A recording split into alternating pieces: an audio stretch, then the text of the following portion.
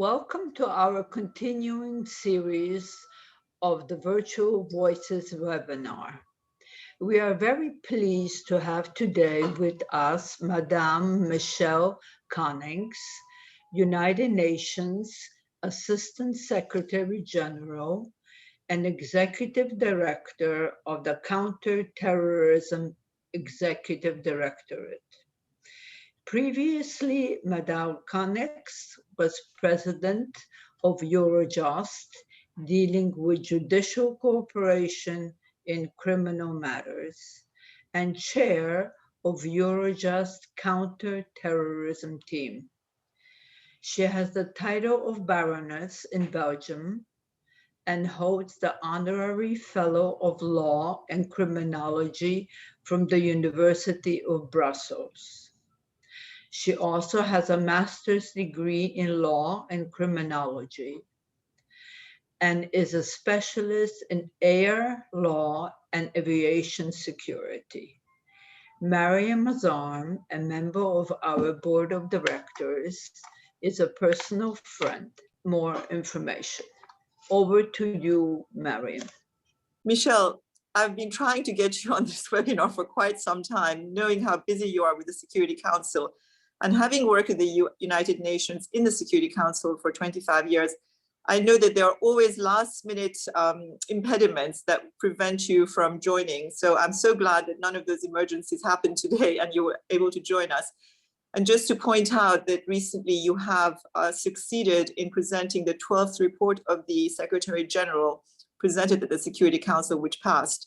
And I'm so glad that you'll be discussing that, because I think it will be so interesting for the students and also the people who are watching right now. So thank you again, Michelle, for this important occasion. Thank you very much, both to Dr. Durbrick and to Mariam for this invitation. And indeed, I made your life not an easy one in constantly saying that the timing was not good, but I'm really pleased to be among all of you today and to lift up some of the, I would say, secrets of the work of the United Nations in fighting terrorism and violent extremism, and zooming in especially to the work of the Security Council, the Counterterrorism Committee, and the organization that I'm leading, CTED, its executive directorate.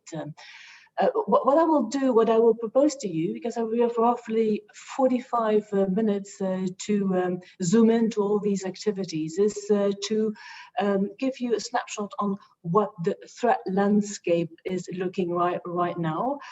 Who is who in dealing with terrorism at the United Nations? How are we fighting terrorism and violent extremism? And what is also the impact of COVID-19 on terrorism, fighting terrorism, and the way we are doing our work on the COVID-19. That being said, we also would like to throw in the forest some of the preliminary observations I usually use when introducing a very complex subject.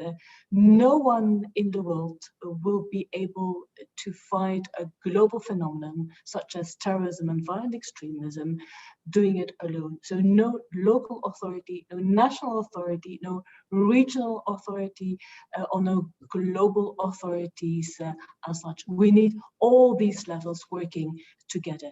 Together, each of us will absolutely achieve more. There is an absolute need for multilateralism and international cooperation. You cannot only focus on law enforcement and the government authorities in finding solutions. It is what we call a whole of society and a whole of government approach that is needed, but also a multifaceted or multidisciplinary approach.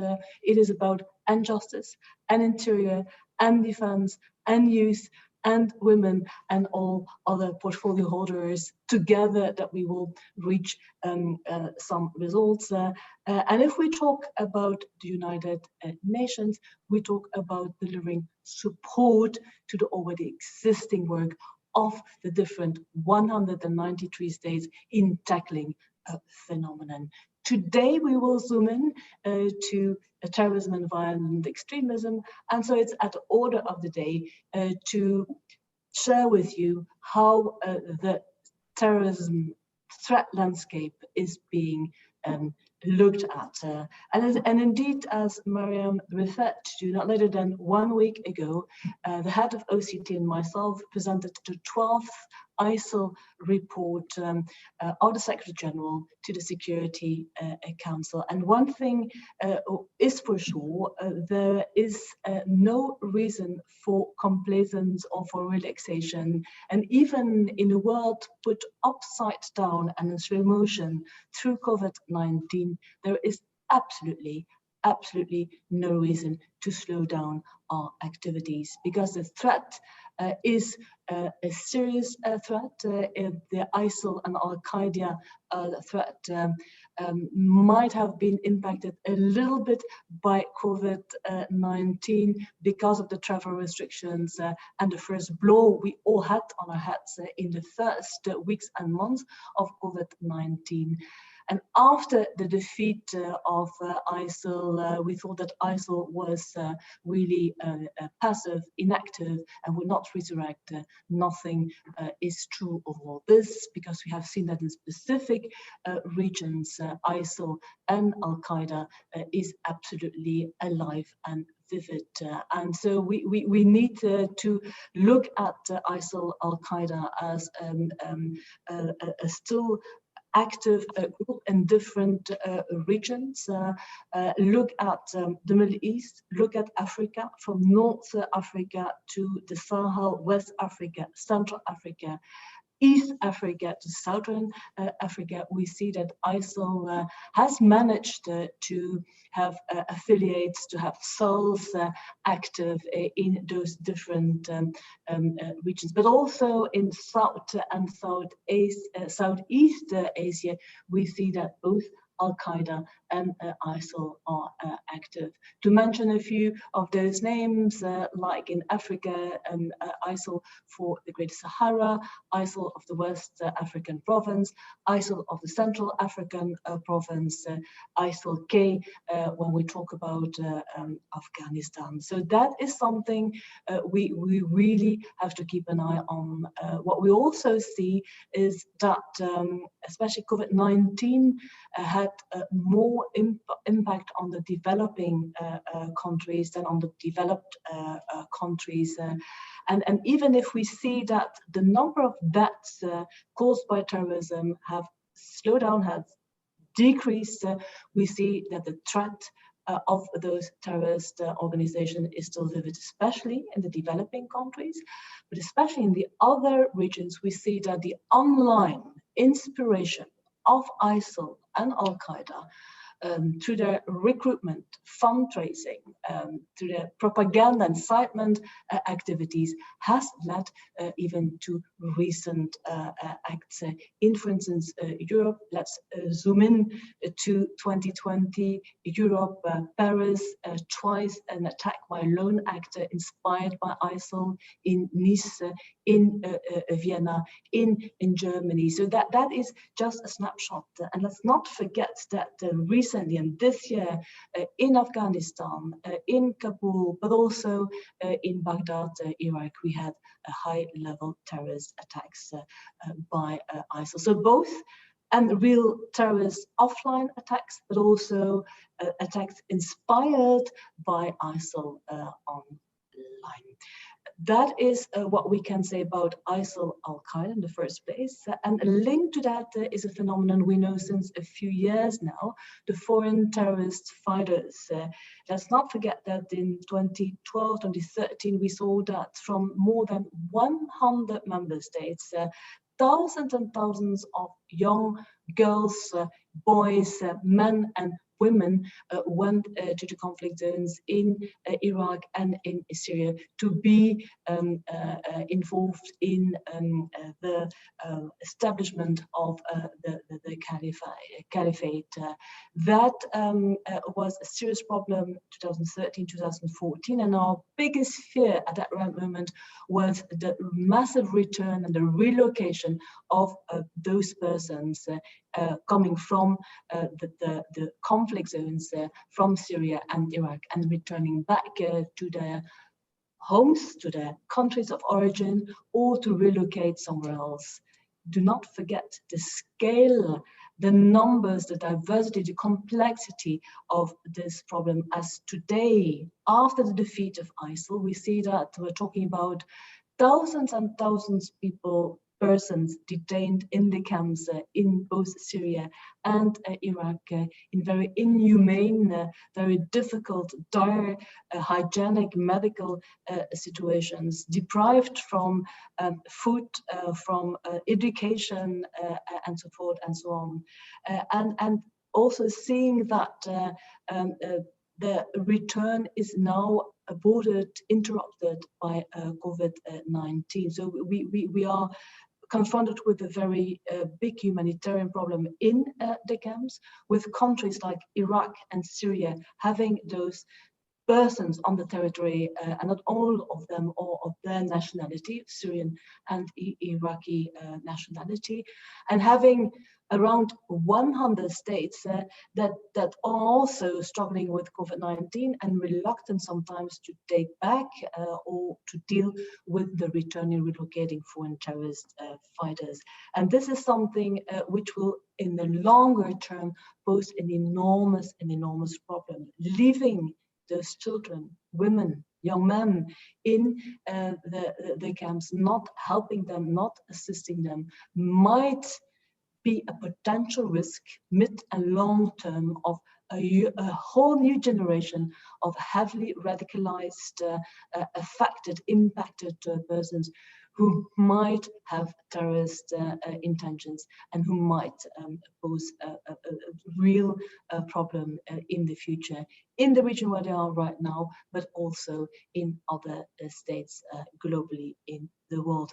And all of this must be looked at with, I would say, a very clear eye of age-sensitive approaches, of gender-sensitive approaches, human rights compliant way, rule of law compliant way, because if persons returned to their homes of origin, we might be confronted with the need to identify those persons, to assess the risk of those persons, to assist those persons, but also to prosecute, to rehabilitate and reintegrate those persons. And if they have been incarcerated, put in prisons, there might be an after prison, after incarceration problem if the sentencing, the convictions were too short. There has been not enough time for the rehabilitation and the reintegration. So that is a problem, as I tried to explain, of an extent, of a complexity never seen before. Because of the scale and the complexity, and because of the need for a tailored, I would say a tailored, comprehensive approach. Every single case merits a tailored approach, because if we go for a one-size-fits-all, we might end with a one-size-fits-no-one, and this is absolutely no option. So you can see that because of the thousands and thousands of people still in the conflict zones, because of the situation we are now in on the COVID-19 and the interrupted return, the dire situation they're in, we have a double problem. A short and midterm problem that we cannot leave those persons there without assistance because we're fueling radicalization. And on the other hand, there will be one day a movement, a return, a relocation to states which might not be 100% ready to receive, to welcome those persons in a professional way. Foreign terrorist fighters are a huge and complex problem. And this is even not enough if we see that combined with all these different terrorist groups, we might have a sort of what I call an alliance of opportunity. And that means that the terrorist groups and affiliates themselves might find some alliances with criminal groups and with armed, non-state armed groups. And so the situation becomes sort of a blur where we don't know where to look at, what are the modus operandi, if we're confronted with community frictions or with armed group activities, with political group activities, or with a combined activity that makes the situation in some regions, especially in Africa, an enormous big problem. That combined with socioeconomic problems, with problems linked to political tensions, community frictions, with natural disaster problems, the drying up of lakes, the cyclones, the closing of schools, which is part of the modus operandi of some of the terrorist groups, and not allowing youth, the majority of the population, so youth between 15 and 35 years, not allowing them to have access to education, is a melting pot, is a Molotov cocktail, which is a serious condition conducive to terrorism. And if that was not enough of a threat, and outside of the Isil and Al-Qaeda context, we're also now seeing a growing concern linked to what we call extreme right wing, or ethnically and racially motivated terrorism, especially seen in North America, in Europe, but also in what we call Australasia. And there we see that the lethality and the frequency of extreme right-wing offline and online activity is becoming a real matter of concern. When CTED was having assessment visits in the years 2018 and 2019, in 31 of those visits, we saw that 10 countries visited flagged extreme right-wing as a real matter of concern in their country.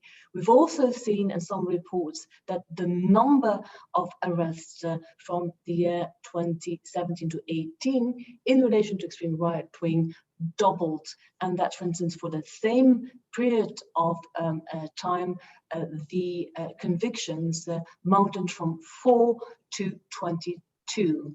And let's just have a little flashback, and we all remember the atrocities in Christchurch, New Zealand. That was an example of extreme right wing. If we move from March 2019 to nearby El Paso, United States, August 2019, another far right or extreme right wing attack. We move then to Europe, go to Halle in Germany, October, another extreme right wing attack. And then 2020, February last year in Hanau. Just a few of those terrorist attacks, not online activity, propaganda, recruitment, fundraising, but real offline terrorist activities. We all do remember global activities, and hence it's becoming a concern for the Security Council, which is really working on threats both to international peace and security. And for extreme right wing, we see that it's becoming more and more international, that we see a lot of online and offline activity, and an increase in lethality and frequency. And that combined with specific issues like, what do we know about the financing of terrorism, and how can we counter the financing of terrorism? So that's a special point of attention. There is need money to have the terrorist activity. How do they recruit? How do they fundraise? Is a matter of concern. So that is a special point of attention. Another point of attention is the use of new technologies, of internet, of social media, of ICT for terrorist purposes. And there we see that there's more and more concern of what we call the weaponization of internet, the weaponization of social media, the potential weaponization of artificial intelligence. That all combined with really zooming in at possible targets, soft targets, critical infrastructure is part of our constant work at the Security Council. So we have now given you an overview of the threat landscape, and I come back to what I initially said. There is no reason to slow down our activities. And there is no reason to think that the United Nations, together with all the other layers I have been referring to, cannot be asked to support the 193 member states in fighting terrorism and violent extremism. And in the United Nations, we have in essence the Security Council and the General Assembly. And in those two different sections, respectively, the Counterterrorism Committee, which is a subsidiary body of the Security Council, and we, CTED, the Executive Directorate of the CTC, the Counterterrorism Committee of the Security Council, supporting that CTC and doing what we are supposed to do, and we'll come back to this later on: assessments, expertise, facilitating technical assistance, and analyzing, researching trends and latest developments.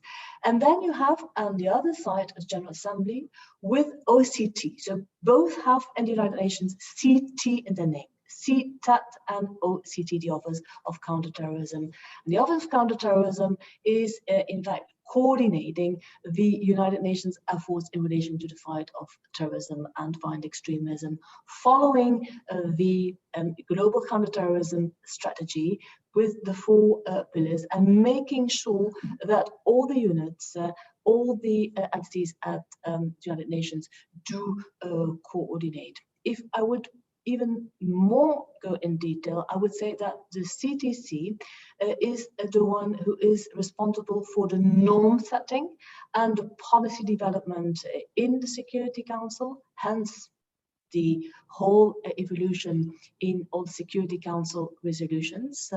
And the General Assembly is focusing on the global counterterrorism strategy with the 4 pillars, going from the conditions conducive to terrorism, how to prevent them and fight terrorism and violent extremism, how to ensure the capacity building for that fight against terrorism and violent extremism, and finally, how to do this in compliance with human rights and in compliance with the rule of law. I might oversimplify things because things are much more detailed and complex, but that is a liberty I'm taking without taking the risk of oversimplification. But this year is a very important year for the United Nations, both for the Security Council and for the General Assembly.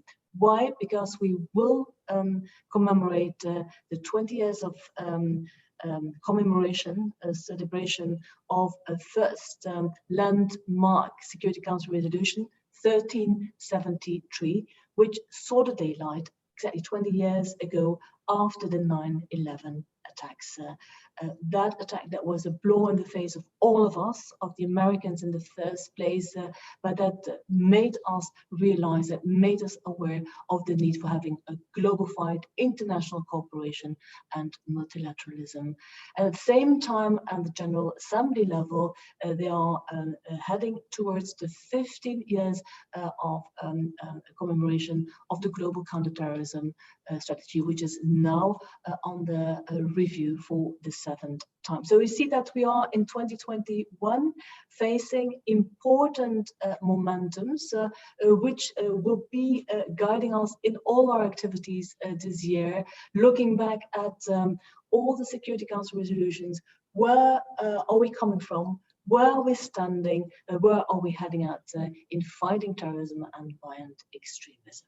Security Council, that is what we will zoom in right now, and especially into the work of CTED and the CTC.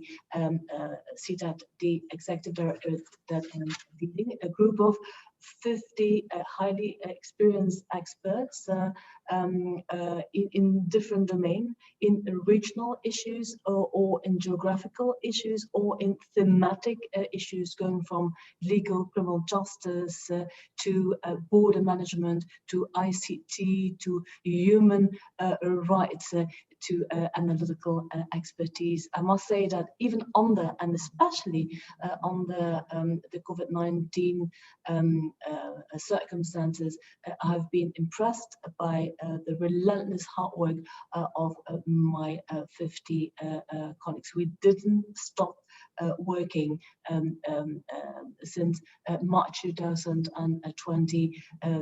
We are working differently, but we have already shown a quite good score and good products, analytical products, events, and so forth and so on.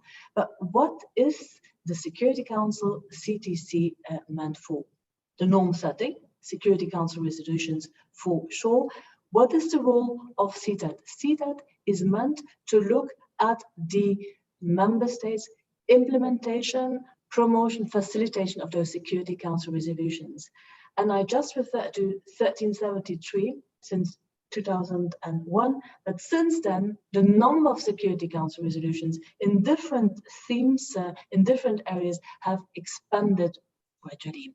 And only since I arrived in 2017, end of 2017, in Security Council, we have been confronted with very important Security Council resolutions, such as 2396 on foreign terrorist fighters, returning foreign terrorist fighters, 2462 on countering of financing of terrorism, 2482 on the link between organized crime and terrorism, just to mention a few of them. So our role for the Counterterrorism Committee is to verify what is the state of play of the implementation of those Security Council resolutions in the 193 member states.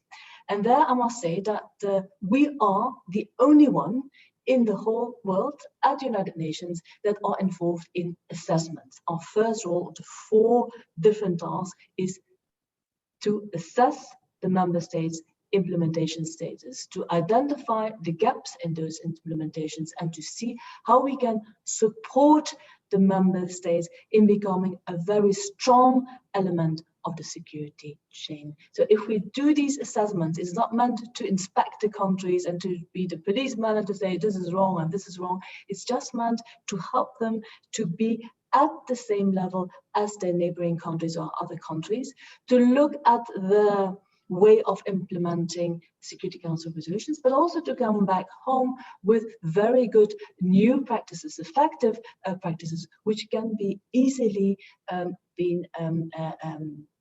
used or used as a source of inspiration for neighboring countries having exactly the same problems.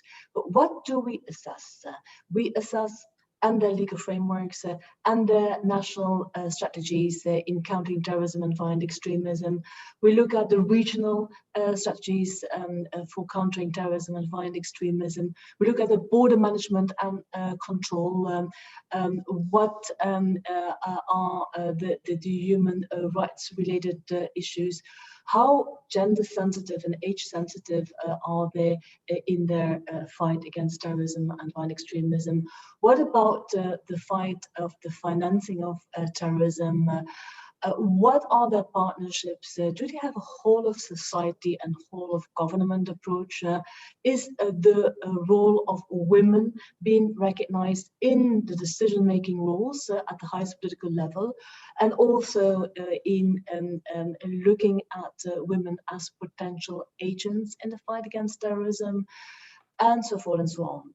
The thing I can share with you is that we do these assessments for the CTC in exactly the same way in the 193 member states. There is only one way of dealing with those assessments, and that's an independent, neutral, and objective way based on the same methodology.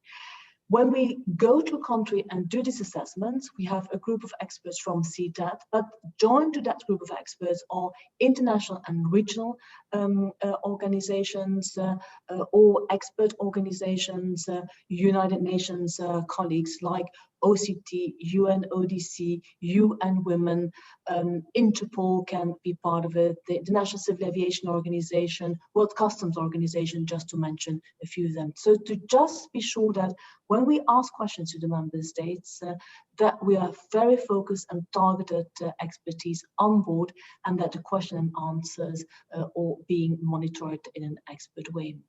When we have done an assessment, we go back into Security Council, present a first draft of our preliminary findings, and then build on that first discussion.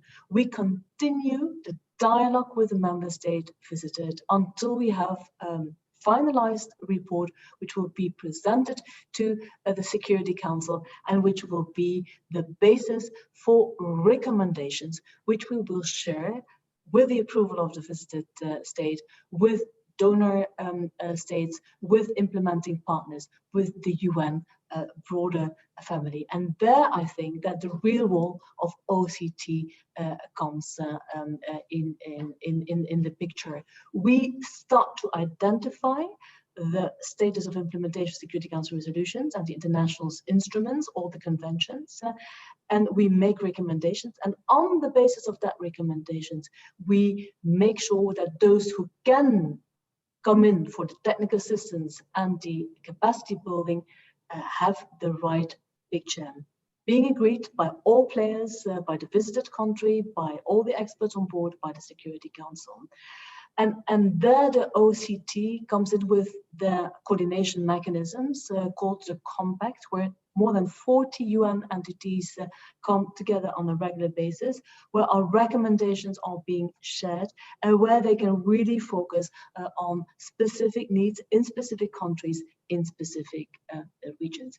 Assessments are, I think, the bread and butter of the CTC Security Council, meant to be the first element to ensure a very strong security chain. The second of our tasks is to ensure the facilitation of delivery of technical assistance. Once we have a good view on what is lacking, what is a gap, what is a lacuna in a country or in a region, to make sure that we are in contact with all possible partners, donor states, implementing partners, and United Nations in order to deliver a very focused and targeted technical assistance and capacity building. This being said, we can go to a country, and it might be that that country is just in need for some assistance to up-level their laws, to complete their laws in compliance with all the 19 international instruments, in compliance with all the existing Security Council resolutions, and that they don't need any assistance, technical assistance or capacity building. But it might be that the country, because of the financial situation, budgetary situation it's in, because of the lack of knowledge, is in dire need of immediate, very focused capacity building, training, or technical assistance, infrastructural, or in relation to soft material, whatever the assistance it can be. The third important role of CTED is to ensure these partnerships.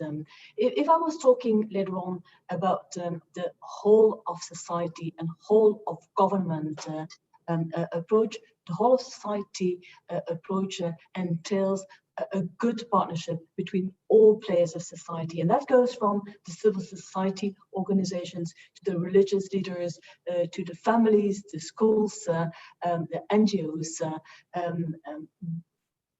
They, together with the government, with all the official government players, which are the primary partners of us in fighting terrorism, together they can make the difference. But if I'm talking about partnerships, it's extremely important for us to have a constant partnership with all these players. If we go on an assessment visit, but also if we organize events, open or closed briefings for the Security Council at the level of the CTC to get engaged with the government officials and with the society agents of change with the civil society, with the NGOs, but also with the academics, with the academic world. We need, when we are working, supporting the Security Council, of course, need to have an evidence-based approach, and hence we have connected with a global research network, another network partnership of more than 100 think tanks, universities, institutes, which are following up the latest trends and developments in violent extremism and terrorism. And so together with and coupled to our assessment and our constant dialogue with the member states, through those partnerships, we have a quite good insight in the latest trends in violent extremism and terrorism and the latest developments in relation to specific themes of needs, concerns. We look at what we hear or what we see in the countries, and we couple it to research, and we couple it to the work with the more than 100 institutes in the global research network. So partnerships are really extremely important in the work we do, be it partnerships with the non-governmental organizations and with the academic work. And that is leading me finally to the fourth part of our work for the Security Council, and that is exactly following up the trends, the latest developments, to look at thematic areas of concern and to zoom in to those, or to look at geographical points of concern, and to introduce analytical briefs, trends, trend alerts and reports. I just would invite you to go to the website of the Counterterrorism Committee and to look at all these latest products. Just to mention a few of those recent ones, the prosecution of Isil women is one of them. That saw the daylight last year, where we zoom into how we look at women, Isil affiliated women, as facilitators, as perpetrators, as supporters, but also as victims.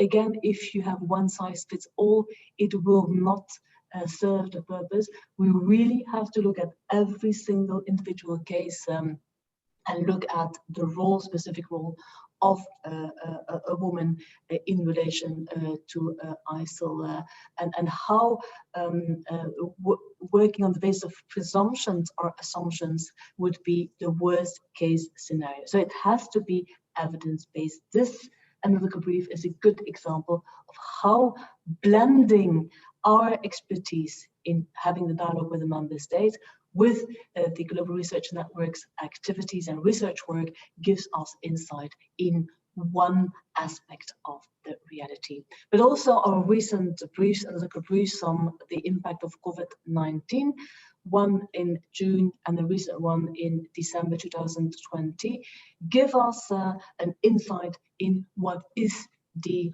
impact of COVID-19 on terrorism and violent extremism, the way we counter both, and on the way we have been working. So I hope it's clear what the CTC and what its Executive Directorate is doing in relation to terrorism and violent extremism, assessments, facilitation, delivery of technical assistance. We do create partnerships in order to have a better insight in what is needed in the country, or we focus on the good practices in that regard in specific countries, and we deliver analytical work and research work, put it in products and put it at disposal of all interested in the matter. One thing is for sure, if you don't have the desegregated, detailed, empiric data collated, you cannot inform the policy decision makers, and that is exactly what the Security Council is, in alerting them, in opening their eyes on seeing what is globally a real phenomenon, which has to be tackled as a matter of priority. So that is what we do constantly across the borders globally, have our radar on and look at themes and geographical areas of concern. And finally, I would like to end by giving you a glimpse on what we perceived as the impact of COVID-19 on terrorism and violent extremism, and the countering those two phenomena. What we have seen is that COVID-19 certainly had effects offline and online. And when we look offline, we saw certainly that terrorism, as all of us, had been paralyzed by COVID-19. There was a sort of a momentum where there were nearly no terrorist activities because there was no travel possibility, the travel restrictions, the fact that there were no open urban spaces, possibility to target soft targets, theaters, football stadiums, airports, at least the land side of the airports accessible to all the soft targets were not even populated. Also sort of a competition between COVID-19 and terrorists. All the attention went to terrorists, so the terrorist activity didn't have the attention. And we saw also certainly an increase in terrorist activity, especially in the developed countries. We didn't see that much in Africa, where there was a constant continuation of the terrorist activity. That goes also for the Middle East and Afghanistan, where we have seen non-interrupted terrorist activity. But COVID-19, of course, had a larger impact on Africa because of the socioeconomic situation those countries were already in, because of the infrastructural problems those countries were already confronted with. COVID-19 had a larger impact in those countries. Now, what we have seen worldwide is that the online activity has been really largely expanding, and that was used both by Isil as for extreme right wing, that they used massively the online possibilities for sure. For what reasons? For fundraising, for propaganda, incitement, recruitment reasons. And we have seen it both in Isil related activity as in extreme right wing. We all are working from home in an isolated way. The only way of being connected with the rest of the world is online. So there are huge possibilities. And among the audience and the public, there are a lot of young people. More than 1 billion students are following the internet, social media.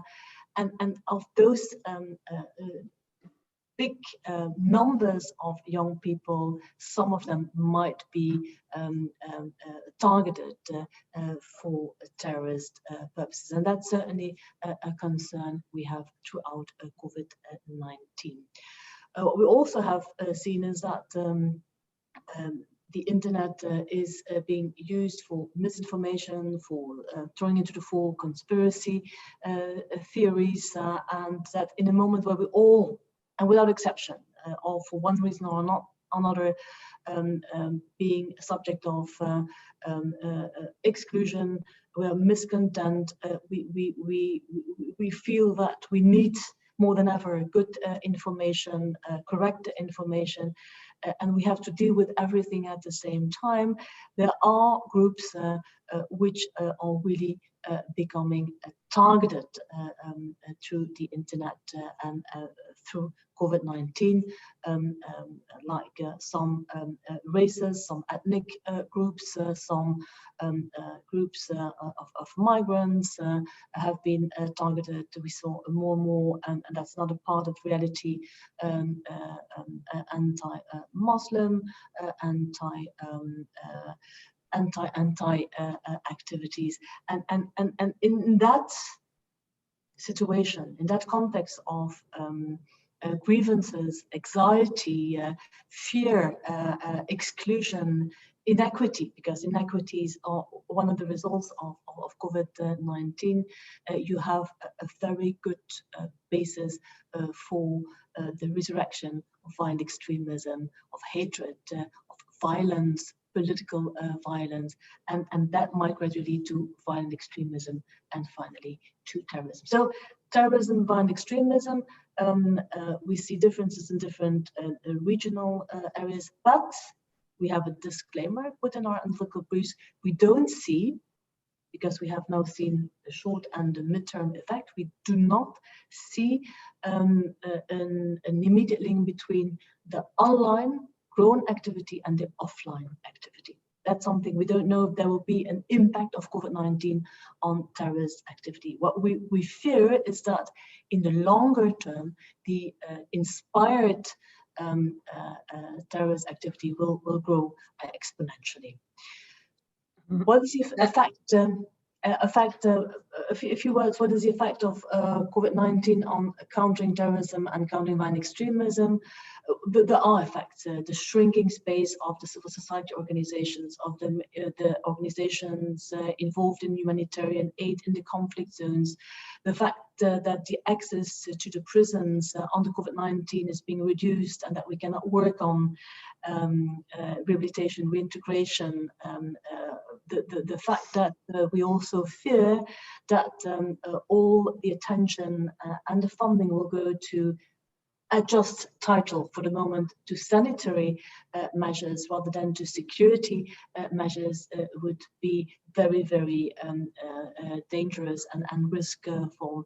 And finally, also fear that the heavily securitized COVID-19 measures, lockdown, quarantine, curfews, and too long in duration might also have a fueling effect, a radicalization effect on the longer term.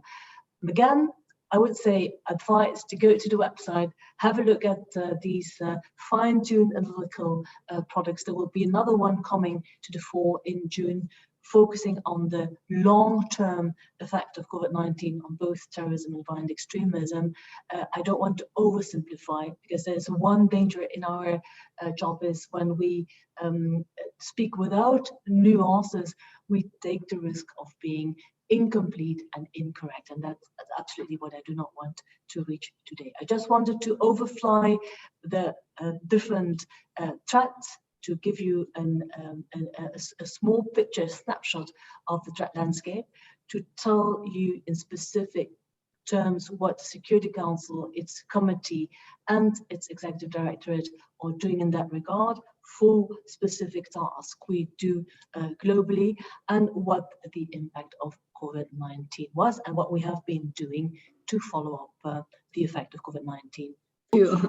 Thank you, Michelle. It was a very brilliant and fascinating discussion of your work on counterterrorism. We have very few, we have about 12 minutes left. So if you do not mind, I will start with one question: the spread of terrorism on social networks and the internet.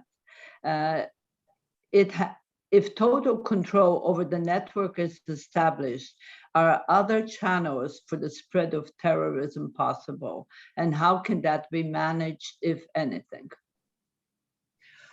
Well, it would be good to gain total control over the fight against terrorism and violent extremism, and to have a world free of terrorism and violent extremism, to have total control over the social media and the internet is again something we would like to have, but which will be maybe not needed or easy to get to. And hence, again, I come back to the partnerships and the raison d'etre of the need of those partnerships. I alluded to the partnership with the academic world. I didn't say anything about the public-private partnerships, which are so vital. All the information is detained by the tech companies, and the fight against terrorism is a usual task and responsibility of the government, of the law enforcement, the intelligence services. So what we need to do more and more is to bring those two fields of expertise together and make them work together, which is not an easy task, which started a few years ago through the Internet Counterterrorism Forum that was established a few years ago, to the work of CTED in that regard, the Tech Against Terrorism, which was allowing the smaller and startup tech companies to also have that same knowledge and information on what are the pitfalls, how are their platforms being misused, used for terrorist purposes. And with a recent initiative taken by Tech Against Terrorism, the TCAP, and that is a terrorist content analytics platform, which is helping them with a known terrorist content used by terrorists for terrorist purposes to bring the smaller platforms into contact with that knowledge. So to have control over everything, we will never have control over everything, but what we have to do is to realize that we are living in two worlds. And I've alluded to it. We have the real world, and we have the cyber well, the internet, and that is not new, but that will be something we will be confronted with. I told you about weaponization of internet, social media, AI. I didn't go into details about the weaponization of things. You know that you have a vehicle, you use your vehicle as a weapon against people, a lorry or a knife against a whole group of persons, the weaponization of things. Equally important is to have an eye, a very vigilant eye, kept open for the weaponization of the internet, social media, AI. So having total control is maybe not a subject. Having public-private partnership, that is a goal, a common goal we all have. Another question is also from a journalist, a woman, a girl journalist. What mistakes journalists make in writing about terrorism, and what should be encouraged for them to focus on?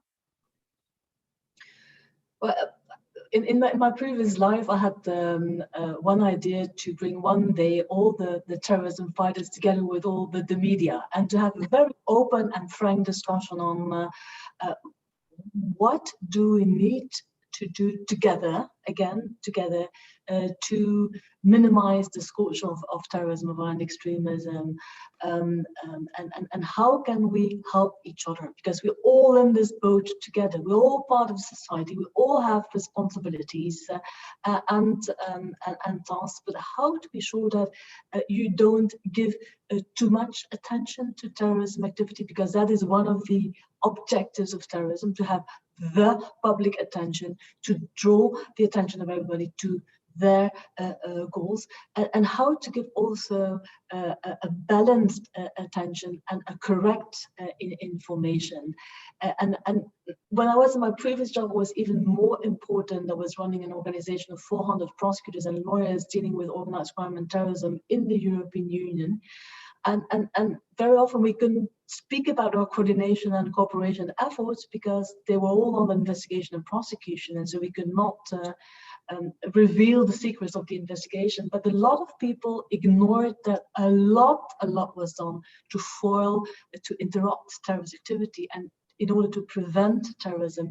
And maybe that would have been good, without going into details, but to say, you know, how much efforts have already been done and how much good things have been done to foil and drop terrorist activities, and to draw attention to that aspect, and not to be too critical and say, you know, that and that and that has not been done, because an awful lot of work has been going into the fight against terrorism and violent extremism, and being authentic, correct in the information you share with the public at large, now more than ever. We have seen it when we were all on the COVID-19. Thank you. Mariam, you have a question? My question was mostly about the protocol of the Security Council, since I worked with the Security Council over the years. And I was there when 9/11 happened, and how the UN shut down, very similar to COVID, I imagine, and how the protocol changed within the United Nations. So my question is, how does that affect your work? How do you communicate that with, with the general public so they can have more awareness?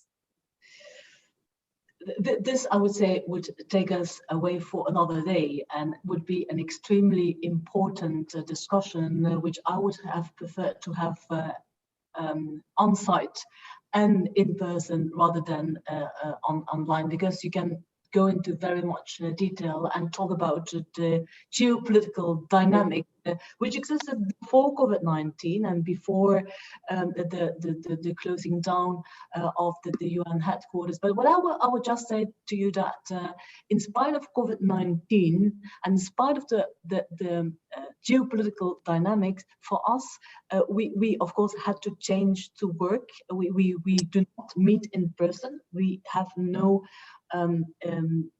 physical in-person meetings had so far, but it didn't stop to do our work in a very effective way.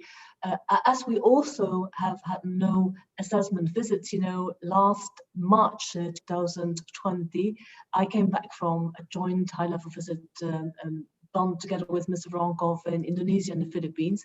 We landed here in New York, and I would say a few days later, the whole system changed. But we both continued, and our organizations continued to work online. We had our events at the Security Council CTC in online fashion, and we have been leading what we call deep dive missions on specific teams virtually since June in low capacity countries. And we will very soon start with hybrid visits online. What we discuss is now done online. There are, of course, geopolitical dynamics which existed long before COVID-19, but we continue to do the same work offline and now online as we used to do. Talking about my specific role, I invest a lot on what can we do right now, what we were not able to do before COVID-19, having extensive travel agendas and so forth and so on. And we have done a lot of desk reviews of all the 193 countries which we were never able to do. So we have now a really updated, good spectrum of the security situation in the 193 countries. I have been reaching out to resident coordinators, country teams, permanent representatives, special representatives of the security of the Secretary General, more than ever before, to make bridges, to make sure that what we have been doing over the last years is now being honored by a concrete and targeted follow-up. So I must say that our analytical projects, the impact of COVID-19, were continuing relentlessly. And in relation to extreme right wing, we had an open debate in relation to in online by the Security Council on aviation security, maritime security. We had events. So I can say that from our angle onwards, and even in a very changed and a political or in a geopolitical dynamic context, our work didn't change, because the threat is what it is, and that is being taken seriously. And we can also refer to a presidential statement under the Tunisian presidency of the CTC earlier this year, Tunisia is the chair of the CTC right now, which was taken up with unanimity by the 15 countries in relation to the fight against terrorism and violent extremism. So there are areas where there is a consistency, unanimity. Of course, there might be different points of views from different countries, but at the end of the day, we had a presidential statement which had unanimity of the 15 countries. We could work easier without COVID-19 for sure. I miss the political discussions I have with the heads of states or the ministers when I visit and lead a mission, and where I also can draw the attention on the need for political buy-in of the implementation of Security Council resolutions. We are not, keeping everybody busy because we think that that is what we have to do. It's essential that we have the Security Council resolutions. It's essential that they are implemented, and it's essential that they are implemented with the same effectiveness and efficiency in the 193 countries. If that is not the case, we break security chain, and we have a very weak or weakened security chain. And that is exactly what we do in support of all the 193 countries. And that continued. I can really assure you that that continued. Not always Michele, we just have to add, it's over 1 p.m. Thank you very, very much for a wonderful presentation. And we hope that one of these days you have more time to come, because I'm inundated with tremendous amount of questions, which unfortunately we weren't able to get to. And Mariam, thank you very much again for being there. And so have a wonderful, happy and healthy week. And I do hope sincerely that you'll be able to accomplish all of the goals that you have planned and are working so hard toward. Thank you. Thanks a lot, Dr. Gerber. Thanks to all of you. Thanks to you, Mariam. And I wish you exactly the same, a healthy, secure, and safe 2021.